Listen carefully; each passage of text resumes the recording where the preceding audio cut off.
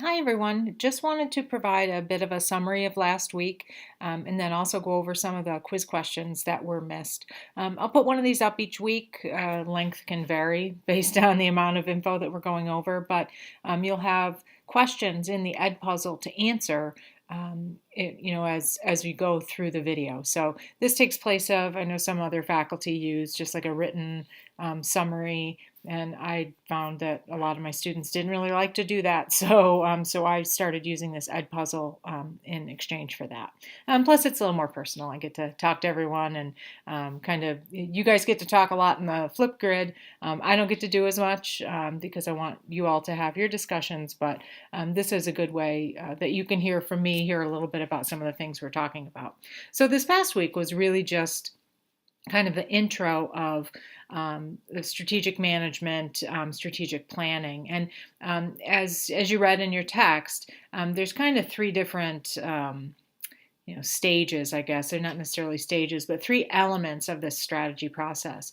So there's strategic thinking overall and having that strategic thinking mindset that you would use in your leadership. There's strategic planning, which is the actual process of planning something. And then there is strategic management overall. So taking that strategic thinking approach, applying that to your leadership model, and encouraging folks to work in a more strategic manner instead of just kind of a logical step-by-step manner.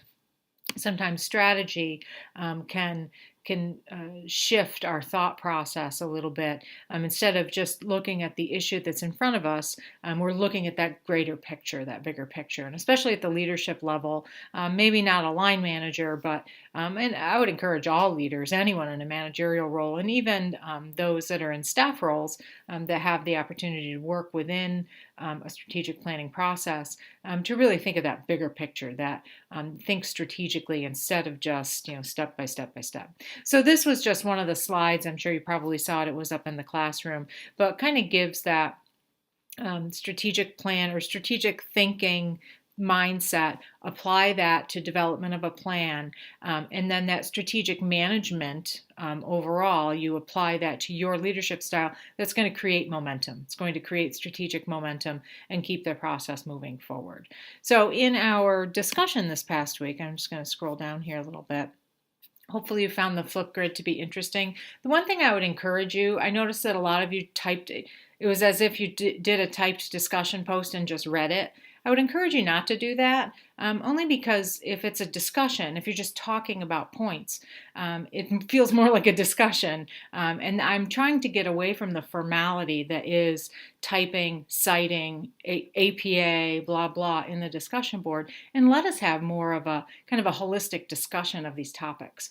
So I'm not saying you don't want to use notes. I'm sure that these are concepts that you're just learning. Maybe you haven't faced them before, but don't feel that you have to type out a big fancy discussion post and read it. If you just talk to the camera, talk to the your phone, whatever it is that you're recording on, it really makes it feel more like we're having a discussion instead of that typed out discussion post. And that formality, I find, doesn't necessarily, the point of it is to grow relationships in the classroom, and it doesn't always happen that way. I'd also encourage you to and I didn't see anything that would make me think this isn't going to happen, but I would encourage you to watch and respond to different people's posts each week. So you might, you responded to Bob's post last week, and this week you're going to respond to Susie, and next week you're going to respond to, Dan or something. And obviously you want to post 2 responses by Sunday each week, but you do need to, the requirements are the same as in the written discussion board. So you do need to have a minimum of 3 posts. You should be responding to any questions that are posted to you, and you need to post on 3 different days during the week. So that's the same kind of requirement that you have in the written discussion board. So this week we talked a little bit about what's the rationale for strategic management, how has the role of the planner changed, what types of skills will be essential, and I think everyone did a really nice job at picking out some of those things. We're going to adopt strategic management because honestly it's a no-brainer. We need to not only set goals for our organization for maybe something short-term, maybe a year out, maybe something long-term like 5 years, but we not only need to set those goals and determine strategy, but also continue to move it forward. And if we don't have that strategic management mindset, we're not going to have that momentum. So that's such an important piece. The role of the strategic planner has changed drastically, and I had shared this a bit in the Flipgrid. When I first entered the industry over 25 years ago, actually this man ended up being my next door neighbor, but we had a director of planning, and that was his role. He worked with senior leadership to develop goals, and then he was the one tasked with making sure that they were carried out. Now, there are still similar roles within organizations, but it's no longer just the task of that planner guy, the director of planning, Wayne, happened to be the one in our organization. It's no longer Wayne's job to make sure that stuff gets done. It's everyone's job. It's every senior leader, it's every mid-level leader, and every staff person to make sure you're pushing those strategies forward and adapting. And actually, one of the questions on the quiz that I'll go over here in a second had to do with that adaptation, because sometimes you'll have a strategy moving along, and because you're doing a good job of monitoring, checking, having checkpoints, talking to staff, whatnot, as things are being implemented, you may end up with something very different than what you planned on. It could be good, it could be bad. If it's not good, then you're likely going to need to change strategy, change your methods to make sure that you're getting to the place you want to go. But sometimes it's great that you ended up at this new place. That new option works better for you. So just a few extra words about that. So let's go over the quiz. Quiz questions. There were, apologize, I set my soda on top of them. There were 4 of them that I wanted to talk about quickly. So the first one was, an organization may create a new unintended strategy by, there were several answers. The correct answer was implementing the strategy created by its strategic planning process. So that's what I was just getting at. You may have an initial strategy that you're planning on. You start to go through the implementation process, you're doing some strategic management, you're really monitoring what's going on, and then ultimately you may end up with something new. Now, it may be in conjunction with your original goal, it may be completely separate from your original goal, but you can create these new unintended strategies, and it could be just something else that you need to implement. It could be a completely new goal that is good for your organization that you weren't aware of, or it could be something that's not particularly good and you need to adjust your strategy moving forward. So that was, in this case, organization may create new unintended strategy by simply implementing the strategy that they planned on, and sometimes that happens. The second question, management rather than leadership is required to deal with rapid, complex, and discontinuous change. And the answer to that is false. It's definitely not management that is going to do a good job of dealing with our industry, with the change that comes about in our industry. And I did want to flip back over these slides here for a second. There's one slide here, a couple slides, that talk about the map and the compass. So when you think about the map, that's going to be more of a managerial role.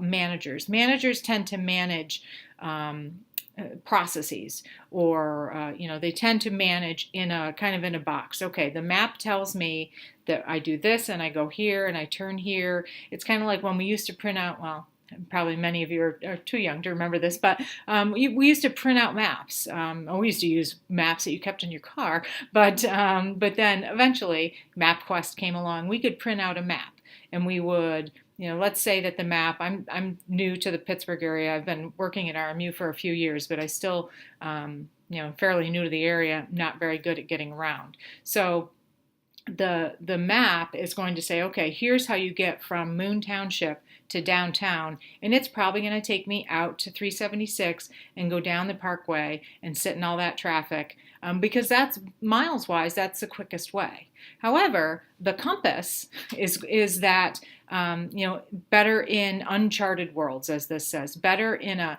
situation where things are constantly changing, it's ever dynamic. The compass, or like the Google Maps, which changes, or Waze is a good example as well, changes constantly, is always looking for a better way, a faster way, some way to accomplish your task. The compass is going to be really what leaders will use. Leadership sets direction, leadership moves you forward. The manager is going to follow the map. The leader is just going to say, well, we need to go east. So let's find the best way to go east. Maybe it's based on traffic. Maybe it's based on, a more scenic route. But in any case, the compass is going to adjust, whereas the map is not. Now, it doesn't mean managers can't be leaders. One would hope that you're going to hire managers that are going to lead your program effectively, whatever it might be. But a lot of times the managers themselves tend to work in a box. They don't have empowerment to work outside of that. Whereas leaders, if you have truly empowered leaders in your organization, they're going to be able to make those adjustments as needed. So management rather than leadership is required to deal with rapid, complex, and discontinuous change. That's false. It's really more of a leadership function. Next question. Strategies are long range in nature, and thus the time span is the principal focus of strategic planning. The answer to that is false. Strategy is not, there are some organizations, and especially in years past, that might say, okay, every 5 years we do a strategy. And that's fine, but it's really the time span is not the focus of strategic planning. It's really gaining strategic momentum toward a goal. Now, you want to do planning because you want to have buy-in on those goals. You don't want the CEO simply making decisions without any grassroots buy-in from the organization, or you don't want Wayne, the director of planning, you don't want him just making decisions on behalf of the organization. You need to have a process, but it's not focused on the time. It's focused on gaining momentum and reaching your goals. So strategies are long range in nature. Time span is the principal focus. The answer to that is false. One more. Strategic thinking is an individual intellectual process, a mindset, or a method of intellectual analysis that asks people to position themselves as leaders and see the big picture. And that's absolutely true. The answer to that is true. So when you think about strategic thinking overall and how to be a strategic thinker, the strategic thinker is really going to, they state in the book, draw upon the past, understand the present, and envision a better future for their organization. They are seeing that big picture. They need to be able to analyze situations, but see the big picture and see where you're going from there. So see where you are at now. Look at what you've done in the past, what's worked, what's not worked, and then move toward those goals in the future. So those are the elements of strategic thinking that we learned a bit about this week. And we're going to move into, actually, I'll flip over here so we can take a peek. We're going to move into looking at environments, the general environment, kind of the external environment. We're going to look at internal environments in future weeks. We're going to look at mission and vision. All of these things, strategic thinkers are going to look at them in a much different way than someone that says, oh, well, our biggest competitor is the organization that looks just like us across the street. Well, that might not be the case. Your biggest competitor, let's say if you're a physician practice, your biggest competitor coming up might be things like what Amazon is doing to jump into healthcare that Atul Gawande is involved in. It might be the Minute Clinic type setup where CVS and other pharmacies are kind of setting up these little minute clinics where people can receive care.